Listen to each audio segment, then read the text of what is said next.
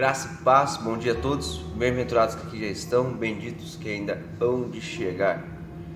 Pessoal, hoje eu vou usar a Bíblia João Ferreira de Almeida, que eu ganhei em 2011 de uma colega minha, da Beatriz, certo? E hoje, confesso a vocês que eu fiquei com um pouco de dúvida de qual termo utilizar para esta aula.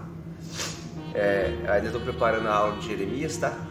Capítulo 2. Vai ficar uma aula bem bacana. Enquanto isso, para não ficarmos sem aula, eu queria deixar uma coisa bem interessante para você, algumas pequenas curiosidades bíblicas. Como eu falei, estou com uma certa dúvida se eu deixo esse tema como os 2 dias em que o coração de Deus se entristeceu, ou os 2 dias em que a raiva de Deus foi colocada para fora, certo? Então, quero ler em Gênesis capítulo 6, versículo 6, 7, que diz assim, ó: Então arrependeu-se o Senhor de haver feito o homem sobre a terra, e pesou-lhe em seu coração. Veja que esse pesou-lhe não tem uma definição para dizer se deu raiva, se ele ficou chateado, triste ou o quê, só que o coração dele pesou. E disse o Senhor: Destruirei de sobre a face da terra o homem que criei, desde o homem até o animal, até o réptil e até a ave dos céus, porque me arrependo de haver feito. Daí o versículo 8. Noé, porém, achou graça aos olhos do Senhor.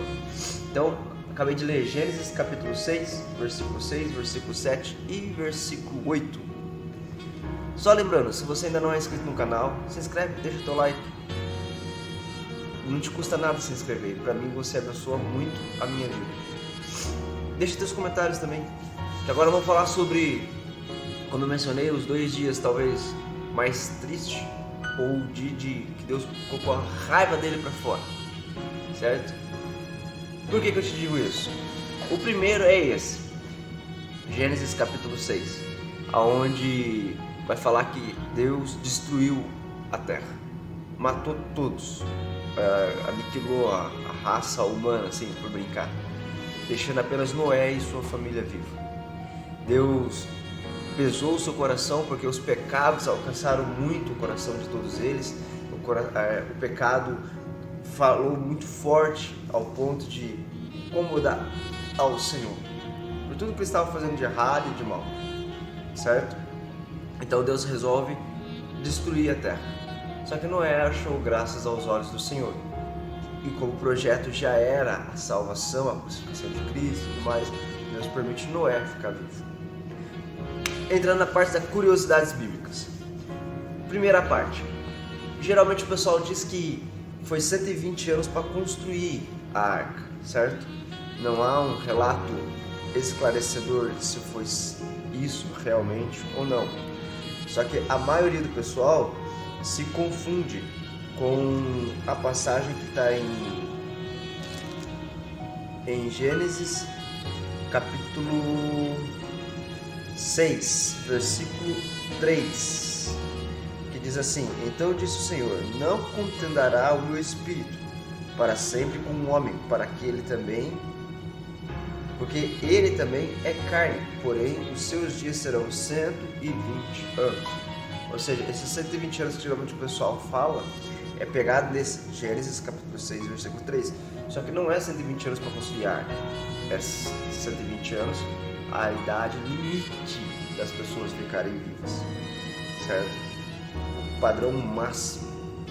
Aí, quantos anos levou para construir a arca? Não se tem uma noção exata. Por quê? Porque você vai ver ali em Gênesis capítulo 5, versículo 32, e era Noé da idade de 500 anos e gerou Noé, Sem, Cã e Jafé, certo? Ou seja, ele tinha 500 anos, mas ele já tinha gerado seus 3 filhos. Aí você vai ver lá em Gênesis 7, versículo 6, Gênesis 7, versículo 6, e era Noé da idade de 600 anos, quando o dilúvio das águas veio sobre a terra. Ou seja, aqui é 500 anos. Ele já tinha gerado Sem, Cã e Jafé, e com 600 anos o dilúvio veio sobre as águas. Ou seja, aqui é um limite de 100 anos. Então, no meu ponto de vista, 100 anos foi o tempo máximo que ele levou para construir a arca. Obviamente fica claro, porque a palavra diz que ele já tinha gerado. Só que não diz a idade que os meninos tinham, não diz nada, certo? E agora eu quero abrir um parênteses e fazer uma liberação profética para a tua vida. A palavra do Senhor nos diz que Noé era um homem justo, íntegro e andava com Deus. E o fato dele andar com Deus, ele ser um homem justo, íntegro, deu o direito da salvação de sua família, da sua esposa, dos teus filhos, das suas noras. Veja que em momento algum é falado que a esposa era íntegra. Não. Em momento algum fala que os filhos eram íntegros, andavam com Deus, ou as noras. Não, falava que Noé era íntegro e andava com Deus, homem justo, certo? Então eu quero liberar uma palavra que se você for justo, se você for íntegro e se você andar com Deus, a tua casa será salva por causa de você, pelas tuas ações, pelas tuas atitudes, pelo que você tem feito para amar, adorar e exaltar ao Senhor. Amém? Outra coisa, as pessoas têm a mania de falar: Noé pregava. Não é que Noé pregava, arrependei-vos da minha chuva, não sei o que, não é bem isso. Mas eu quero que você entenda o seguinte: o livro de Tiago, capítulo 2, versículo 5, é isso mesmo, deixa eu conferir aqui. É Tiago, não achei nas minhas anotações aqui, mas amém. Mas veja lá, Tiago 2,5 depois, vai dizer que Noé era pregoador de justiça. E se você ver, não é que ele pregava de pregar, de olha, é que o cara era diferente, é errado, não vou fazer, e pronto, deu. Mas todo mundo faz. Sou todo mundo, como diria as nossas mães antigamente, né? Então, é simples. Por ele não fazer o que o mundo fazia, automaticamente ele declarava. Porque você vai ver que vai ter diversas pessoas que vão falar que a humanidade conhecia, sabia muito bem sobre Deus. Biblicamente falando, não dá para comprovar isso. Mas olha a geração de Noé, as pessoas que vieram antes de Noé. Foram pessoas íntegras, retas, tementes a Deus. Então eles tiveram uma boa disciplina, um bom discernimento, um bom entendimento, um bom aprendizado. Entendeu? Se você ensinar bem a tua família, ela vai se estruturar muito bem na presença do Senhor, muito bem nos caminhos do Senhor. Mas você tem que saber estruturar, ser pulso firme, sabe? Não é de qualquer jeito. Esses dias eu ouvi um testemunho de uma moça que ela orou 32 anos. Ela orou 32 anos pelo marido dela.